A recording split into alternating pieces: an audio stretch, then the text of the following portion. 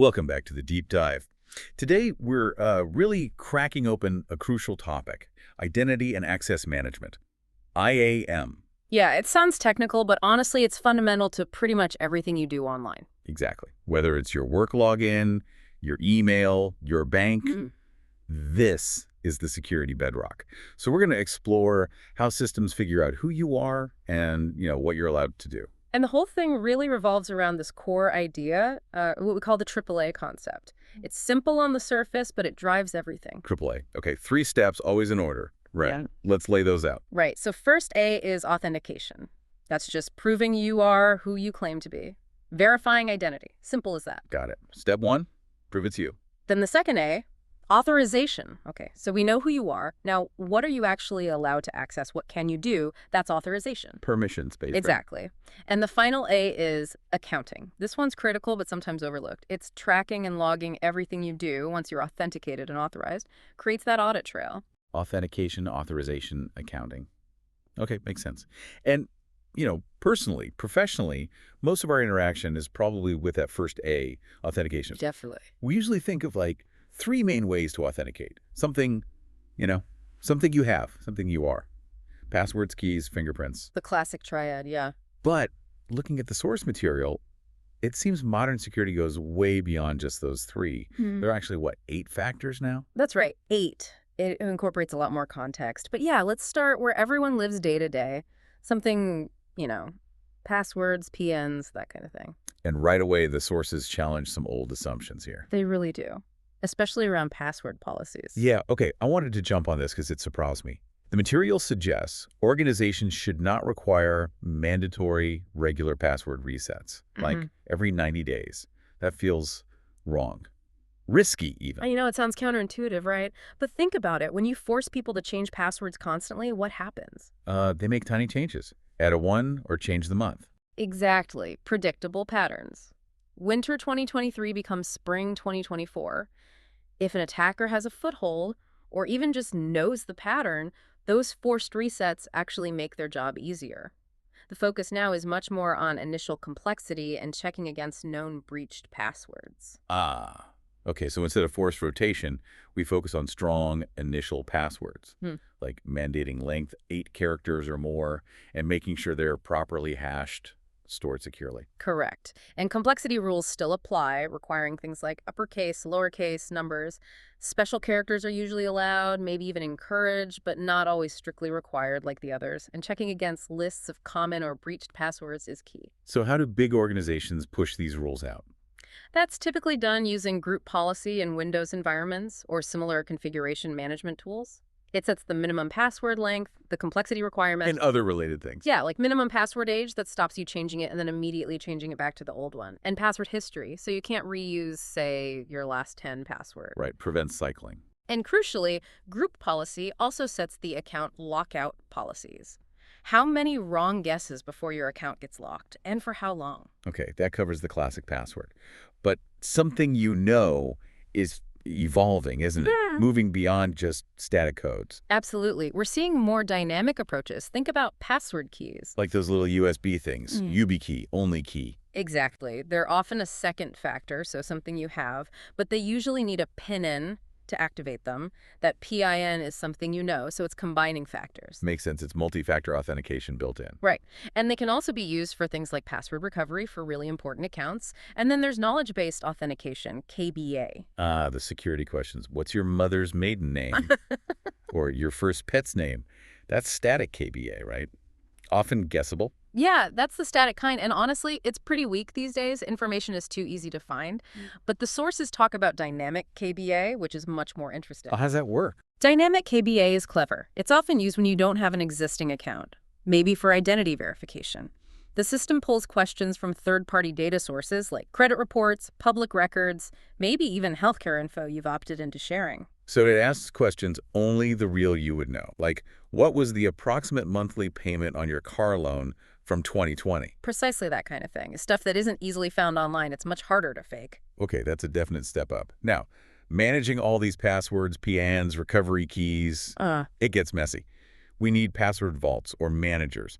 What makes a good one secure? The absolute gold standard you need to look for is zero-knowledge architecture, Zero knowledge, meaning, meaning the company providing the password manager service cannot access your stored passwords. They don't have the master key to decrypt your vault. Only you do, usually through your master password, which they never see. so the encryption happens locally on your device before anything goes to their servers. Exactly. Think Bitwarden, Dashlane, 1Password, Keeper, NordPass. Those big names generally use this model. And the sources contrast this with, say, the password managers built into web browsers, like Google's or Apple's iCloud keychain. Right. While convenient, those often don't have that strict zero-knowledge guarantee. The provider might technically be able to access the keys or data, plus they often lack features like secure sharing or detailed security audits compared to dedicated managers. It's a different risk profile. Got it. Okay, let's shift gears from something you know to something you have, physical objects. Right. This includes things like smart cards, which often have digital certificates embedded for public key infrastructure, PKI. Like government or corporate ID badges? Often, yes. And also hardware tokens, those little fobs or display cards that generate codes. Ones with numbers that change No. constantly. There are two main types. TOTP, time-based one-time password, that's the most common, where the code refreshes every 30 or 60 seconds. Then there's HOTP, which is HMAC-based. It's event-driven, the code changes after you use it or press a button, not based on time. Okay, and we often get these codes via apps now, but sometimes via text message, right? Yeah. SMS. We do, but the sources are really clear on this. Using SMS or even phone calls for these codes is risky. Why is that? SIM swapping attacks, SMS spoofing, it's just not a secure channel anymore. Much better to use a dedicated authenticator app on your phone or rely on push notifications that you approve directly. Okay, noted. SMS is out, apps are in. Now, if we're relying on hardware keys and devices, the security of the hardware itself matters. What are the key components? At device level, you have the Trusted Platform Module, or TPM. This is a dedicated chip physically on the computer's motherboard. Right, I've seen that mentioned in specs. What does it do? Its whole job is secure cryptography. It generates and stores cryptographic keys securely, handles platform integrity checks, and is fundamental for features like full disk encryption, like BitLocker on Windows. It creates a hardware root of trust. So TPM is for the individual endpoint, the laptop or desktop. What about at the organizational level? For servers, for managing keys centrally? Then you scale up to a hardware security module, or HSM. Think of it like a dedicated, hardened server appliance specifically designed for high-volume, high-security cryptographic operations and key management. So it centralizes things and Yeah, speeds them up. both. It securely stores master keys, performs decryption operations much faster than a general-purpose CPU, and ensures keys are never exposed outside its secure boundary. Essential for large-scale PKI or database encryption. Okay, hardware secured. Next factor, something you are. Biometrics. Yep. Fingerprints, retinal or iris scans, voice recognition, facial recognition, all identifying you based on unique biological traits. These feel very futuristic, but they're common now. How do we judge how good they actually are? Like how accurate? Beyond just the marketing claims. There are specific metrics security pros use. The two basic ones are false acceptance rate, FAR. That's when the system lets an imposter in. Bad. Very bad. And the false rejection rate, FRR. That's when it blocks a legitimate user. Also bad, but maybe less catastrophic. Annoying, though. Exactly. Annoying and can hinder usability. But the single most important metric that balances these two is the crossover error rate, or CER, sometimes called the equal error rate. CER. What does that represent? It's the point where the FR and FRR are equal. A lower CER indicates a more accurate system overall. It means the system is finely tuned to minimize both types of errors. Seriously, if a vendor can't tell you the CER of their biometric system, be very wary. Lower CER equals higher accuracy. Got it. Okay, moving beyond physical traits to context. Somewhere you are, location matters. Absolutely. Using your device's geolocation derived from IP address, maybe Wi-Fi triangulation, GPS, if available, is a powerful factor. This allows for things like geofencing, right? Right. Setting policies based on location. Precisely. Like maybe you can only access certain sensitive data if you're physically within the office network's geographic boundaries. But the really cool security feature here is impossible travel time, isn't it? Oh yeah, that's a huge one for fraud detection. The system logs your login location and timestamp, if you then log in again very shortly after, but from a location that's physically impossible to reach in that time. Like you log in from London, and 5 minutes later, you log in from Tokyo. Exactly. Unless you've suddenly mastered teleportation, the system flags that as highly suspicious, potentially locking the account or requiring step-up authentication. It's a great check against compromised accounts being used globally. Makes sense. Then there's something you can do. This isn't about biology, but behavior. Right, behavioral biometrics, how you interact with your device. This includes things like your typing rhythm, the time between key presses called flight time, and how long you hold each key down called dwell time. Wow, that's specific. Yep. Also, mouse movement patterns, how you hold your phone, the gestures you use on a touchscreen. Over time, these build a unique behavioral profile that's hard to mimic. Fascinating. Okay, one more factor, something you exhibit. This sounds more visible. Well, it is. It's about physical identifiers or credentials you present. A photo ID card, maybe wearing a specific uniform, or presenting an access badge. Like the smart cards we mentioned earlier. Often, yes. In government contexts, you have standardized versions. The U.S. Department of Defense uses the Common Access Card, CIC. Other U.S. federal agencies use Personal Identity Verification, PIV cards. These aren't just ID cards, they have chips with certificates for strong digital authentication. Okay, wow. That's a lot more than just password, key, fingerprint. We've covered all 8 factors for authentication. The first A, we've verified who the user is. Step 1 complete. But that's only step 1. Knowing who someone is doesn't mean they should have the keys to the kingdom. What stops an authenticated user, maybe even a compromised one, from accessing everything? Now we get to the second A, authorization. What are you allowed to do? This is all about controlling access and limiting potential damage. And starts with how we manage different types of accounts, right? Absolutely. We need to categorize them properly. You've got standard user accounts, then privileged accounts, admin, root, system accounts with high levels of access, service accounts used by applications or services to interact with the OS or other services, guest accounts, hopefully disabled mostly, and sometimes shared accounts, though those are generally a bad practice. And for those powerful privileged accounts, there's a key security practice. Oh, yes. Administrators should always have 2 accounts. A standard, non-privileged account for daily tasks like email and web browsing, and a separate, dedicated administrative account used only for tasks requiring elevated permissions. Why the separation? Principle of least privilege. It minimizes the risk. If their standard account gets compromised through, say, a phishing email, the attacker doesn't immediately gain admin rights. The admin has to consciously log in to the privileged account. Makes sense. And managing these powerful admin accounts has its own discipline, PM. Privileged access management. PM systems are designed specifically to control, monitor, and secure these high-risk accounts. A core feature is just-in-time JIT administration. Just in time. So admins don't have their powers all the time. Correct. By default, their admin account might have very few rights. When they need to perform an admin task, they make a request through the PAM system. If approved, the necessary privileges are granted, but only for a limited time, maybe 30 minutes, an hour, whatever is needed for the task. And then the privileges disappear automatically. Exactly. It drastically shrinks the window of opportunity for an attacker. PAM systems also often handle things like automatically changing the passwords for privileged accounts frequently, so the human admin doesn't even know the actual password. Plus, extensive logging of all privileged sessions. That sounds much more secure. Authorization also involves the account lifecycle, right? Hiring, firing, leaves of absence. Crucial. There must be clear policies and procedures. When someone leaves the organization, their accounts need to be disabled immediately. Not deleted right away, usually disabled first. Why disable and not delete immediately? Might need access to their data for legal reasons or to transfer ownership of files. But disablement cuts off access. The sources suggest a policy might be to fully delete the account after a certain period of disablement, like maybe 60 or 90 days. Same logic applies for people on extended leave. And audits check that this actually happens to enforce least privilege. Yes, regular audits are essential. They check not only that accounts are deleted appropriately, but also review current permissions. This helps fight privilege creep. Privilege creep. I've heard that term. What is it exactly? It's what happens naturally over time if you're not careful. Someone changes roles in the company, they get new permissions for their new job, but nobody removes the permissions from their old job.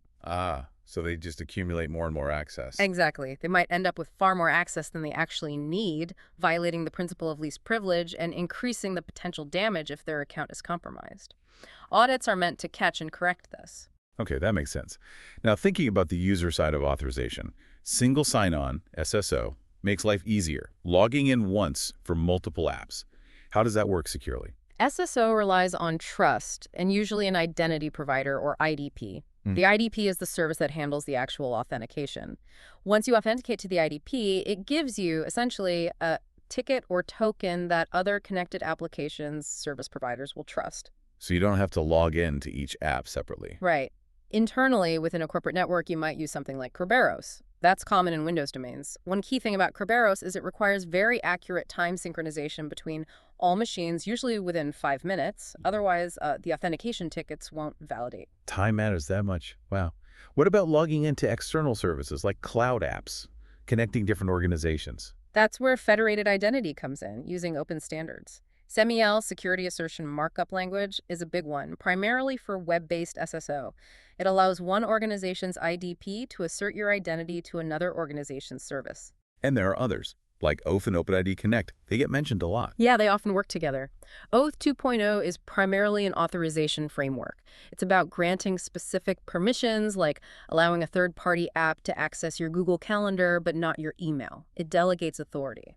So Oath is about what an app can do, not who you are. Primarily, yes. OpenID Connect is built on top of Oath 2.0 and adds the authentication layer.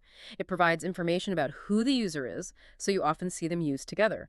OpenID Connect confirms your identity, and OAuth grants the necessary permissions. Okay, that clarifies the difference. Now, how do systems actually decide what permissions to grant? What are the models? The most common seems to be RBAC. Role-based access control. Yes, that's probably the most widely used model, especially in enterprises. Access isn't assigned directly to users. Instead, users are assigned to roles or groups like sales, engineering, HR admin. And the permissions are tied to the role. Exactly. All members of the sales role get access to the CRM system, for example. It simplifies administration massively. You manage permissions for a handful of roles, not thousands of individual users, and it helps enforce least privilege if the roles are well defined. Makes sense. But RBAC can be a bit broad sometimes. Are there more granular models? Yes. There's DAC, or Discretionary Access Control. Think of the Windows file system, NTFS. Every file or folder has an owner, and that owner has the discretion to grant or deny access to others. It's very flexible, but can be complex to manage consistently. Owner controls everything. Okay. Then there's MS, Mandatory Access Control. This is much stricter, often used in military or high-security environments. Subjects, users, and objects, files, have security labels like top secret or confidential. Access is only granted if the user's label matches or dominates the object's label based on predefined system-wide rules. So Linux uses this model. Labels and strict rules. Less common in typical businesses. Generally, yes. More common is the move towards ABAC, or attribute-based access control. This is seen as the future by many. ABAs. Attributes. What does that mean? Instead of just roles, ABAC uses attributes characteristics of the user, like their role, department, security clearance, the environment, time of day, location, device security posture, and the resource being accessed. File sensitivity label, data type. Whoa, okay, so it's much more context aware. Exactly. The access decision is made by evaluating a policy based on these attributes in real time. For example, allow access if the user is in the finance department and is accessing from a corporate managed device, and it's during business hours, and the data is classified internal. That's incredibly specific. It allows for very fine-grained control. This is the kind of logic behind systems like Microsoft Azure's conditional access, which uses these kinds of if-then policies based on multiple conditions. Right, pulling together location, device health, user role. Yeah. Okay, that covers authorization. We know who you are, we know what you can do. That brings us logically to the final A, accounting. Why is this so important? Because without accounting, without monitoring and logging all those shames, authentication and authorization controls, they're kind of theoretical. Accountability is how you verify the policies are working and detect when something goes wrong. It's the proof. It's the proof, the audit trail. Every system, every application should be generating logs. Login successes, login failures, resources accessed, actions taken. Authentication log files are key here. But that must be a ton of data, especially in a large organization. How do you possibly manage it? You're right, it's overwhelming. That's where CM systems come in, security information and event management. CM, what's his job? A SIEM's job is to ingest logs from potentially thousands of different devices and systems, servers, firewalls, applications, workstations.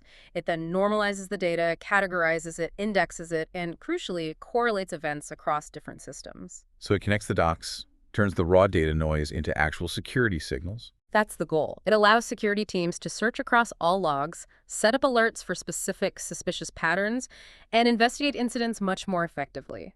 Spotting anomalies becomes possible. And spotting those anomalies is key. We've touched on some, like impossible travel time. What other specific log audit flags should security teams or even just security-conscious users be aware of? Well, definitely repeated failed login attempts leading to account lockouts. That could be a brute force attack. Okay, obvious one. What else? Concurrent session usage. Seeing the same user account logged in from multiple distinct locations or devices simultaneously can be a big red flag. It might indicate credential sharing or a compromised account. Right, one person should be in two places. Exactly. Also, just generally unusual activity logins at odd hours for that user, access to resources they've never touched before, unusually large data transfers, and of course, the scariest one, gaps in the logs. Missing logs can indicate an attacker trying to cover their tracks. Wow. So the accounting piece, the logging and analysis, it really underpins everything else. It really does.